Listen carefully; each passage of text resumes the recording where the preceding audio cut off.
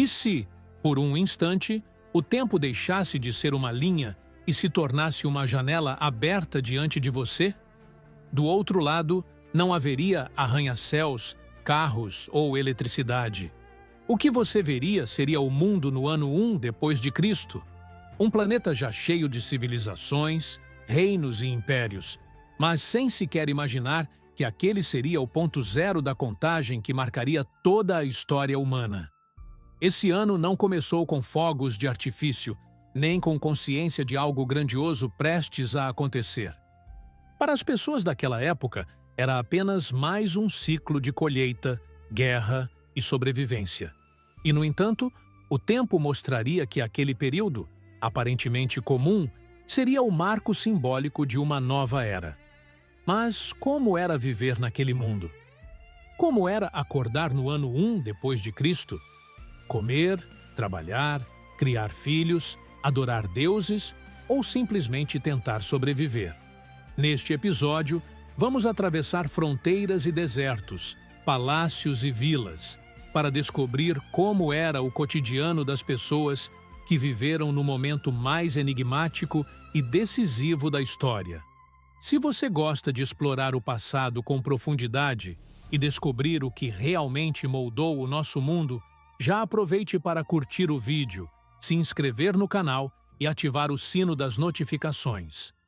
Porque aqui, cada detalhe histórico é uma viagem cinematográfica no tempo.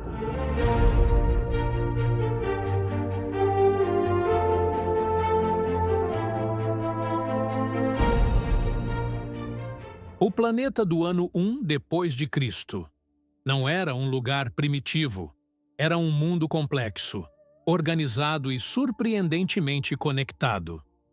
O Império Romano estava em seu auge, governado por César Augusto, o homem que havia transformado Roma de uma república instável em um império poderoso e disciplinado.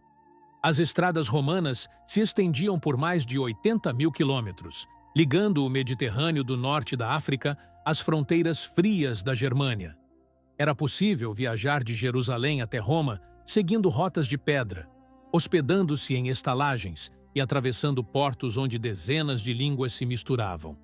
Naquele tempo, o mundo conhecido pelos romanos incluía vastos territórios que iam da Britânia até o Egito, da Ibéria até a Mesopotâmia.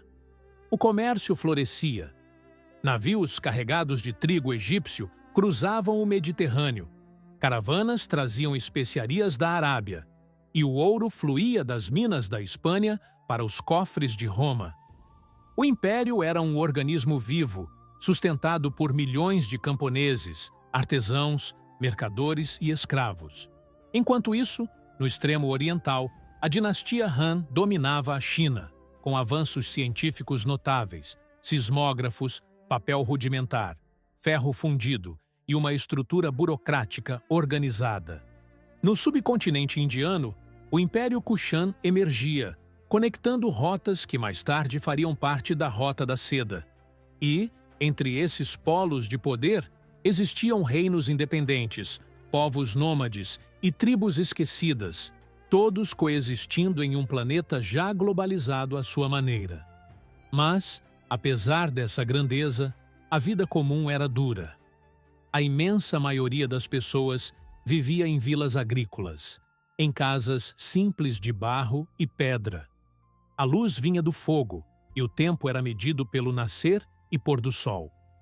O trabalho começava antes da aurora, arar, colher, moer, cuidar dos animais, e terminava quando o corpo cedia. A expectativa de vida era de cerca de 35 anos, e doenças simples podiam ser fatais. Nas cidades, o contraste era brutal.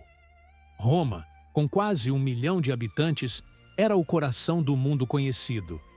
Lá, o luxo convivia com a miséria. As elites viviam em domos, casas amplas com pátios internos, mosaicos coloridos e fontes ornamentais, enquanto o povo comum habitava insulae, prédios de vários andares feitos de madeira, onde incêndios e desabamentos eram frequentes. Nas ruas, o cheiro de pão fresco se misturava ao de lixo, e o som de ferreiros, vendedores e músicos enchia o ar. No Oriente, Jerusalém fervilhava sob domínio romano, tensa entre religião e política. Era uma cidade sagrada, mas também palco de conflitos e esperanças messiânicas. Enquanto os sacerdotes judeus ofereciam sacrifícios no templo, patrulhas romanas vigiavam cada esquina. Os pregadores falavam sobre salvação e libertação, e o povo esperava um líder prometido. Ninguém imaginava que, em uma pequena vila da Galileia, crescia um menino que um dia mudaria toda a história. A alimentação no ano 1 variava conforme o status social. Os ricos banqueteavam-se com azeitonas, vinhos, queijos, figos e carnes raras, servidos em tigelas de prata. Os pobres se sustentavam de pão, legumes, peixe seco e azeite. O vinho era diluído com água, e as refeições, simples, eram momentos sagrados de convivência. O vestuário também revelava status. Os romanos usavam túnicas de lã e togas, enquanto no Oriente predominavam tecidos leves de linho. As mulheres prendiam o cabelo com fitas ou pentes de osso, e perfumes feitos de resinas e flores eram artigos de luxo. Em muitos lugares, andar descalço era comum. Sandálias eram símbolo de liberdade, pois escravos geralmente não as usavam. A religião, por sua vez, era o eixo da vida.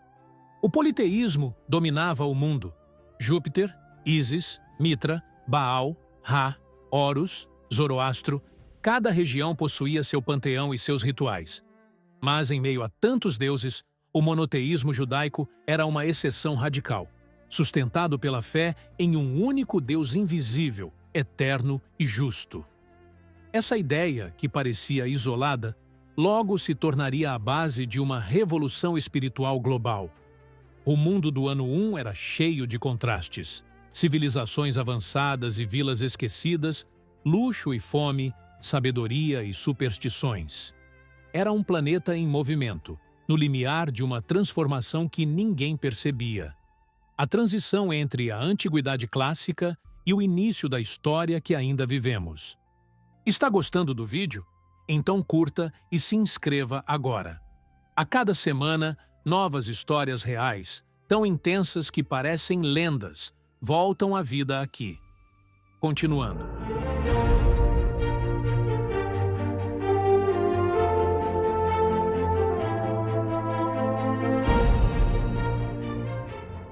A vida comum no ano 1 era regida por ritmos naturais e forças sociais implacáveis. O dia começava com o nascer do sol e terminava quando a chama da lamparina se apagava. O tempo livre era um luxo que poucos conheciam. Nas pequenas vilas do Império, as famílias viviam em estruturas patriarcais. O pai era a autoridade suprema, responsável pela casa, pelos negócios e até pela vida dos filhos. As mulheres cuidavam do lar, teciam roupas, preparavam pães e educavam as crianças. A infância, aliás, era curta. Aos 12 ou 13 anos, os jovens já trabalhavam nos campos ou aprendiam ofícios. A mortalidade infantil era alta e cada nascimento era tanto uma bênção quanto um risco. O trabalho moldava o caráter das comunidades. Camponeses produziam trigo, cevada, uvas e azeitonas. Pescadores viviam dos rios e mares. Artesãos fabricavam cerâmica, cordas, tecidos e ferramentas. Em cidades maiores, os ferreiros e carpinteiros eram respeitados. Os mercados eram o coração da economia, locais de troca, barulho e vida. Ali se misturavam línguas e culturas, moedas e medidas, barganhas e rumores. Nas províncias mais afastadas, como a Judéia, o clima era de tensão. Os impostos cobrados por Roma eram pesados, e a população se dividia entre colaboradores do império e resistentes religiosos. O Templo de Jerusalém era não só um centro espiritual, mas também econômico e político. As moedas romanas com a efígie do imperador circulavam lado a lado com moedas locais marcadas com símbolos judaicos. A religião influenciava tudo. O calendário, as leis, a alimentação e até o descanso semanal. Enquanto isso, nos confins do império, a vida militar era o outro extremo da existência. Os soldados romanos, treinados com disciplina quase fanática, viviam em acampamentos permanentes chamados castra, com rotinas diárias rigorosas, marchas, construção de fortificações e combates ocasionais. Servir ao exército era um caminho para a cidadania e o prestígio, mas também uma sentença de isolamento. Os legionários passavam décadas longe de casa, muitas vezes morrendo sem jamais voltar à Itália. O entretenimento refletia a alma do povo. Em Roma, os anfiteatros já exibiam espetáculos públicos, corridas de bigas, lutas de gladiadores e peças teatrais. Mas nem tudo era sangue. Havia também arte, poesia e música. Os instrumentos mais comuns eram a lira, o tambor e a flauta. Os artistas itinerantes viajavam de cidade em cidade contando histórias, e as tabernas eram centros de socialização, com vinho, debate e canções. A medicina era uma mistura de ciência e superstição. Os médicos gregos, como Galeno, já estudavam o corpo humano com atenção, mas o tratamento dependia tanto de ervas quanto de orações. Febres eram combatidas com vinagre e vinho, cortes com mel e doenças espirituais com exorcismos. As parteiras eram figuras centrais nas comunidades, respeitadas e temidas ao mesmo tempo. As viagens, embora perigosas, eram cada vez mais comuns. Mercadores, soldados, peregrinos e filósofos cruzavam o Mediterrâneo. Era um mundo interligado por mar e terra, mas ainda dominado pelo medo do desconhecido, o oceano, o deserto, os bárbaros e as doenças. Mesmo assim, as rotas comerciais e culturais ligavam Roma à China, e o planeta do ano 1 já respirava uma forma primitiva de globalização. As crenças espirituais eram intensas. O medo da morte e o desejo de sentido moviam rituais diários. No Egito, a ideia da vida após a morte ainda influenciava o imaginário popular. Na Grécia e em Roma, templos dedicados a deuses locais se multiplicavam. E em pequenas aldeias do Oriente Médio, o murmúrio de antigas profecias ganhava força. Histórias sobre um Messias que traria um novo tempo. O invisível moldava o visível. Em suma, o ano 1 depois de Cristo. Não foi um momento de silêncio. Foi um cruzamento de caminhos. Um tempo em que a humanidade já dominava a engenharia, a política e o comércio, mas ainda buscava algo que nenhuma tecnologia poderia oferecer: significado. O mundo antigo estava pronto para uma transformação espiritual, científica e cultural. E embora ninguém soubesse, essa transformação já havia começado, em uma pequena e improvável província chamada Galileia.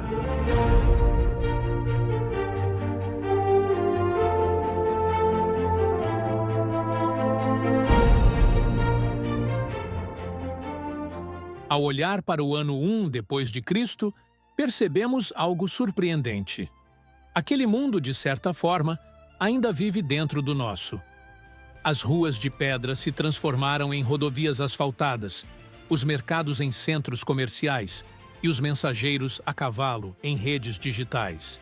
Mas a essência, o desejo de sobreviver, de amar, de deixar um legado, permanece a mesma. O que torna aquele tempo fascinante não é apenas a distância histórica, mas a familiaridade que sentimos ao olhar para ele. Porque ali estavam os primeiros tijolos daquilo que chamamos de civilização moderna. Leis, moedas, calendário, arquitetura, educação e religião. O mundo antigo nos deu a estrutura, a era cristã, o propósito, e entre ambos nasceu o tempo como o conhecemos. Quando dizemos ano 1, estamos invocando o início de uma contagem que mudou a percepção humana do passado e do futuro. E embora o calendário moderno tenha sido reformulado séculos depois, o simbolismo permanece. É o marco em que o homem começou a medir o tempo em relação a uma história de fé, sacrifício e renascimento. Hoje, ao andar por uma cidade moderna, ainda ecoam os passos das pessoas do ano 1. Nos pedreiros que constroem, nos professores que ensinam, nas mães que cuidam, nos soldados que partem, a humanidade carrega dentro de si a mesma busca de sentido que movia aqueles antigos povos. E talvez entender como eles viviam, trabalhavam e acreditavam seja a chave para compreendermos a nós mesmos. Se essa viagem pelo tempo te fez enxergar o mundo com outros olhos, deixe seu like, inscreva-se no canal e ative o sino das notificações. Isso ajuda o projeto a continuar trazendo histórias que revelam quem somos e de onde viemos. Porque aqui, no The Brothers Docs, cada vídeo é uma janela aberta para o passado e um espelho para o futuro. E o mundo do ano 1, com toda a sua simplicidade e mistério, ainda sussurra uma lição atemporal. Somos os herdeiros daquilo que eles sonharam.